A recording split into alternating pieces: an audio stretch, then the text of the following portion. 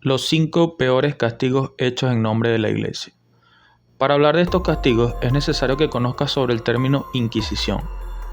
Es una palabra que deriva del latín, significa inquisitivo, averiguación o investigación. La Inquisición no era más que un tribunal creado por la Iglesia para perseguir a las personas que no se apegaban a las leyes religiosas. Esas personas eran conocidas como herejes y eran acusados de herejía. Este término en un principio se usó para referirse a las personas contrarias a la fe, pero se fue extendiendo y usando para acusar y condenar a cualquier persona que, según la Inquisición, cometía actos que fuesen en contra de la moral. Estos actos abarcaban la homosexualidad, el adulterio, el aborto, hablar de otras religiones, contradecir a la Iglesia, entre otras muchas cosas. Las personas acusadas de herejía eran torturadas muchas veces hasta la muerte, con la finalidad de que confesaran sus crímenes y acusaran a más personas. Los acusados terminaban diciendo lo que los inquisitores querían escuchar, solo para que las torturas pararan. Los bienes de los herejes eran confiscados y sus familias perseguidas, cosa que era muy beneficiosa para la Iglesia, ya que se hacían con los bienes económicos y materiales de estas familias. Por esta razón, todo aquel que fuese acusado de herejía era perseguido, capturado y torturado para obligarlo a que confesara su culpabilidad y así poder hacerse con sus bienes. Esta situación hacía que las personas siguieran las órdenes de la Iglesia al pie de la letra, sin rebelarse. En pocas palabras, eran totalmente controladas. Ahora que ya conocemos estos términos y el porqué de los mismos, vamos con las que yo considero las peores 5 torturas ejercidas por la Iglesia. Número 1. La sierra. Este era uno de los castigos más brutales y sangrientos. Usualmente era usado contra mujeres embarazadas acusadas de adulterio o de estar embarazadas del demonio. Con la sierra buscaban acabar con el hijo de Satanás. También era muy usado contra homosexuales. Esta tortura consistía en colgar al acusado de cabeza. Lo amarraban de cada tobillo y lo colgaban de piernas abiertas. Con ayuda de una sierra grande, alada por una persona de cada uno de sus extremos, iban cortando a la persona hasta el pecho. Debido a la posición en la que se colgaba a la persona, aseguraban que llegara la suficiente sangre oxigenada al cerebro para que la persona no perdiera el conocimiento y sintiera todo el dolor posible. Esta tortura ya no buscaba ninguna confesión, solo buscaba infligir el máximo terror y dolor. Por eso la coloco en el número 1. Número 2. El potro. Esta tortura fue muy conocida y ampliamente usada gracias a su sencillez, su fácil construcción y su efectividad a la hora de que el acusado confesara o dijera exactamente lo que los inquisitores querían escuchar. Dicha tortura estaba formada por un caballete sobre el cual era acostado el acusado y funcionaba de la siguiente manera. Sobre el caballete o a veces sobre una mesa, la persona acostada era atada de cada extremidad. Estas cuerdas con las que eran atadas iban enrolladas en una rueda giratoria. Cada giro de la rueda significaba que las extremidades se estiraban un poco más, causando un terrible dolor en los huesos, los ligamentos y los músculos de las personas. Estos giros podían llegar incluso al punto de dislocar huesos, romper los músculos y hasta desmembrar a los acusados. La terrible máquina era usada de la siguiente manera.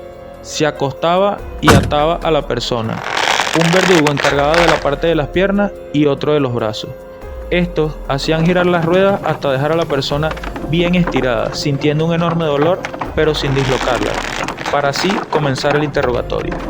Si la persona se negaba a responder o a admitir lo que ellos le decían, los verdugos le daban otra vuelta a las ruedas, causando aún más dolor, hasta llegar al punto de que se escuchaba un fuerte ruido proveniente de las articulaciones del acusado, las cuales se dislocaban, se rompían los cartílagos, los músculos y los ligamentos, y en los casos más severos, la persona era desmembrada por los verdugos. En algunos casos, las personas quedaban vivas, pero sus extremidades quedaban totalmente inservibles y, con el pasar del tiempo, inevitablemente, estas morían. Número 3. El tormento del agua. Este fue otro método de tortura bastante usado por la Inquisición. Consistía en atar a la víctima a una mesa inclinada. La cabeza iba en la parte baja de la mesa y los pies quedaban del lado más alto. El siguiente paso se podía realizar de dos maneras. La primera consistía en introducir una pieza de metal que obligaba a la persona a mantener la boca abierta. Luego le iban vaciando agua por la boca y creando una sensación de ahogo.